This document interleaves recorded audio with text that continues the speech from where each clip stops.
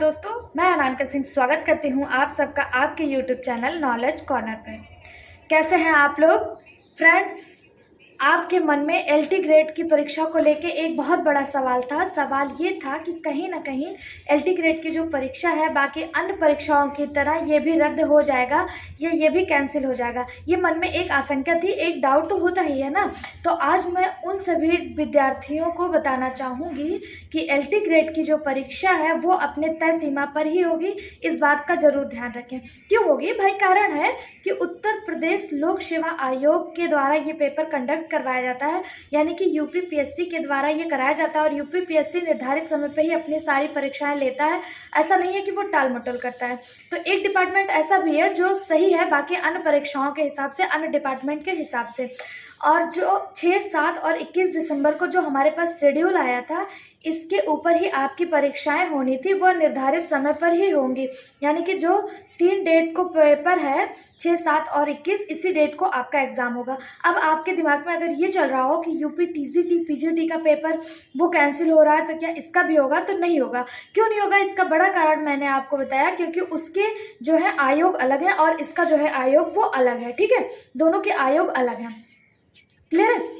अब यहाँ पर बात आती है कि ये सारी चीज़ों की तैयारी की जा रही है, चाहे वो कंट्रोल रूम बनाए जा रहे हों या फिर कॉलेज को खाली किया जा रहा हो उस एग्ज़ाम के लिए, उन तिथियों के लिए 6, 7 और 21 दिसंबर के लिए।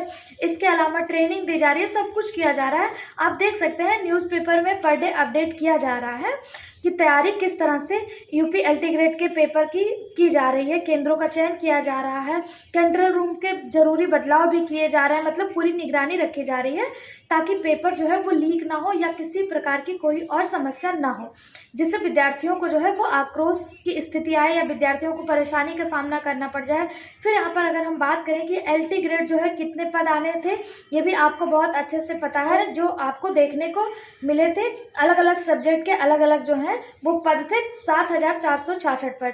लेकिन बात करें कि कितने लोग प्रतियोगी हैं, कितने लोगों ने फॉर्म भरा या कितने लोग कॉम्पिटिटर्स हैं जो सामने खड़े हैं आपके, 12,36,238 फॉर्म जो है वो फिल हुए हैं। अगर मैं कहूँ कि कितना कंपटीशन हो जाएगा एक सीट पे, अगर 12,36,638 हटाकर अगर एक जनरली निकाला जाए और 7,466 से अगर डिवाइड कर दिया जाए तो एक सीट पे 165 लोगों से आपका सामना होगा। क्लियर है बात? अगर कम भी कर देते हैं कि सारे लोग पेपर नहीं देंगे, लगभग 10 लाख लोग पेपर देंगे, अगर 10 लाख लोग देख लेते हैं कि 10 लाख लोग पेपर देंगे, तब भी एक सीट पे 133, 134 जो है कॉम्पिटिटर आपके होंगे ही होंगे। ठीक है, इसका मतलब, कहने का मतलब ये है कि आपका जो सामना है एक सीट पे कम से कम 130 लोगों से तो होना ही होना है। ठीक है, अगर एक रेशियो हम लोग निकालें तो 133-34 निकल रहा है, लेकिन मैं बता रही हूँ कि 130 मान के चलिए। एक सीट पे इतने बच्चे होंगे, अलग अलग विषयों के हिसाब से अलग अलग है, किस सब्जेक्ट में कितनी सीटें आई हैं उसके अनुसार भी लोग निकालते हैं फैक्ट्स, लेकिन उसका डेटा हमारे पास नहीं है। हमारे पास बस टोटल नंबर है कि कितने फॉर्म भरे हैं, उसके हिसाब से हमने निकाला। अब क्या बात करें? अब बात करें रणनीति की। देखिए इन सब चीज़ों को ना, अब देखिए ये पेपर अपने समय पे होगा और बहुत टाइम बहुत पास है, और अब आपको एक स्ट्रेटजी की ज़रूरत है, एक रणनीति की ज़रूरत है। अगर आप अच्छी रणनीति बना लेंगे ना तो आप सबको चुनौती दे सकते हैं। कुछ लोग तो ऐसे होते हैं कि जो पेपर में बस हवाबाजी करने जाते हैं। ये सच है कि हाँ, वो बस हवाबाजी करने जाते हैं, वो बस दिखाते हैं कि हमें सब कुछ आता है। लेकिन बहुत सारे स्टूडेंट ऐसे मिलते हैं जिन्होंने बिल्कुल भी तैयारी नहीं करी है, बस फॉर्म भर दिया और एग्ज़ाम देने पहुँच जाते हैं। और आधे तो आप ऐसे निकाल दीजिए। और दूसरी बात ये है, कुछ बच्चे ऐसे भी होते हैं जिनकी जो तैयारी है वो आधी अधूरी हुई रहती है, यानी कि थोड़ी हुई रहती है, थोड़े टॉपिक कंप्लीट हुए रहते हैं, थोड़े टॉपिक नहीं कंप्लीट हुए रहते हैं, या फिर आप उथल पुथल ऐसे कह लीजिए कि एक उथल पुथल रहता है उनके लाइफ में, आधी चीज़ें छूटी होती है, आधी चीज़ें करी होती हैं। अब आप इस पेपर को कैसे क्वालिफाई कर सकते हैं, आपके लिए क्या सटीक हो सकता है, आप किस तरह अर्जुन की तरह मछली की आँख में भेद कर सकते हैं, तो आपके लिए एक स्ट्रेटजी मैं बताने जा रही हूँ। आप इसको अपने दिमाग में जरूर रखिएगा। एक है 3R विधि। 3R विधि बहुत बहुत बहुत उपयोगी होती है। ऐसा नहीं है, ये इसका साइंटिफिक रीजन है। 3R विधि जो है ये इसका साइंटिफिक रीजन होता है। 2-4 विधियां मैं आपको बताऊंगी, आप अप्लाई करिएगा अपने पढ़ाई के अंदर, देखिएगा आपको लाभ जरूर मिलेगा। 3R क्या होता है? जिन बच्चों को बार बार समस्या होती है भूलने को, वो पढ़ते हैं फिर भूल जाते हैं, पढ़ते हैं और भूल जाते हैं, तो उनको बस एक ही काम करना होता है। क्या करना होता है? सबसे पहले चीज़ों को जो है रीड करना करना है। एक आर से हो गया रीड। सबसे पहले क्या करना है, आपको रीड करना है, यानी पढ़ेंगे। आपको सारे के जो यूनिट है वो पढ़ने हैं, जो जो यूनिट जो जो सिलेबस देखिए और उसके अकॉर्डिंग सारे टॉपिक को आप रीड करिए। सबसे पहले क्या करेंगे, रीड करेंगे। अच्छे से पढ़ें, ऐसा नहीं पढ़ना कि ऊपर ऊपर पढ़ते चले जाएं, बस पढ़ लिए बस बैठ गए पढ़ने, ऐसा नहीं करना है। अच्छे से पढ़ना है, ठीक है, क्योंकि अगर एक बार आप उसे अच्छे से पढ़ लेंगे तो कहीं ना कहीं कॉन्शियस अनकॉन्शियस माइंड में आपके जाता है। फिर आता है रिकॉल। नेक्स्ट आर से होता है रिकॉल। रिकॉल मतलब क्या होता है, जिसको कहते हैं पुनरावृत्ति।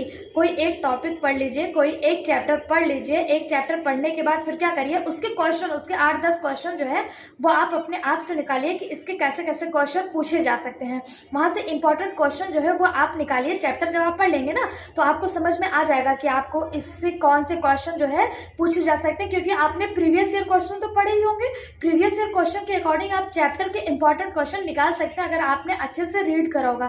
1 महीना ही तो है, तो कहीं ना कहीं रिकॉल करना बहुत जरूरी है। बचा ही कितना टाइम है, एक्टिव रिकॉल करना है आपको ना, जिसे हम लोग एक्टिव रिकॉल कहते हैं।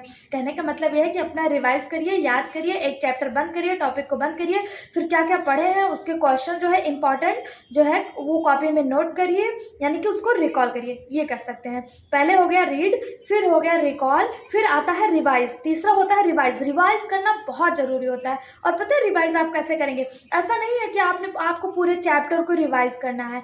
एक तो होता है उसी समय आप रिवाइज कर लें, दूसरा 1 हफ्ते बाद रिवाइज कर लें, दूसरा कुछ दिन बाद 10-15 दिन बाद रिवाइज कर लें कि हमने जो पढ़ा वो हमें याद है या नहीं। तो उसके लिए आपको पूरा नहीं रिवाइज करना है।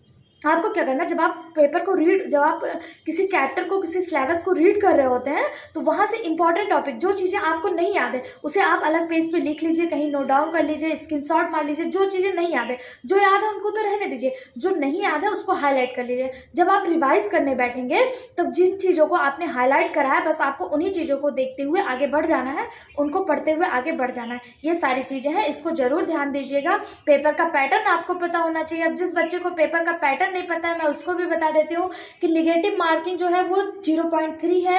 इसका मतलब यह है एक प्रश्न अगर आपका गलत होगा, एक प्रश्न जो है एक मिनट, अब देखिए आपके 150 क्वेश्चन जो है वो पूछे जाएंगे, ठीक है।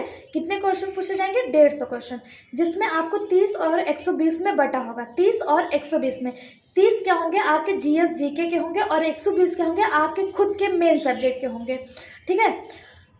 120 वाला जो है आपका जो मेन सब्जेक्ट है, इसमें आपको ज़्यादा से ज़्यादा स्कोर करना है। कम से कम 40% आपका होना चाहिए। ज़्यादा से ज़्यादा स्कोर करिए ना 120 वाले में।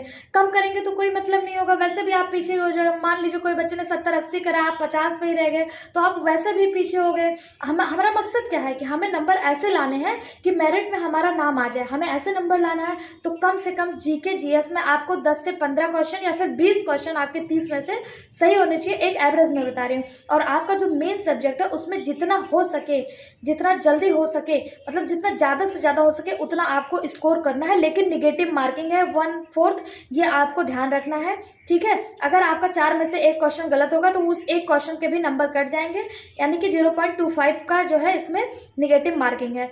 अब इसको आपको अच्छे से क्वालिफाई करने के लिए क्या करना होगा, कम से कम आपको पर डे 8 से 10 घंटे पढ़ने ही पढ़ने हैं, ठीक है। और ये 8 घंटे कैसे होंगे, बड़े ही एक्टिव तरीके से। ये मैं नहीं कह रही हूँ कि आप एक साथ 8 घंटे बैठे ही रहिए, पढ़ते रहिए, नहीं। आप क्या करिए, ब्रेक ले लेके पढ़िए, थोड़ा सुबह समय निकालिए, 6 बजे 5 बजे उठिए, अपना 2 घंटा पढ़ लीजिए, फिर उसके बाद घर के काम निपटा लीजिए, फिर थोड़े से पढ़ लीजिए। ऐसे करिए। बहुत सारे ऐसे लोग हैं जो एलटी का पेपर दे रहे हैं, उसमें से कितने लोग हाउस वाइफ हैं, कितने लोग जॉब वर्कर हैं, तो बहुत सारे ऐसे लोग हैं। लेकिन आपको 7 से 8 या 8 से 10 घंटे पढ़ने जो है वो ज़रूरी है। मैं जानती हूँ महिलाओं को बहुत सारा काम होता है, लेकिन उस काम से बचना तो आपको 8 से 10 घंटे जो है अपना रिवीजन करना ही करना होगा, ठीक है।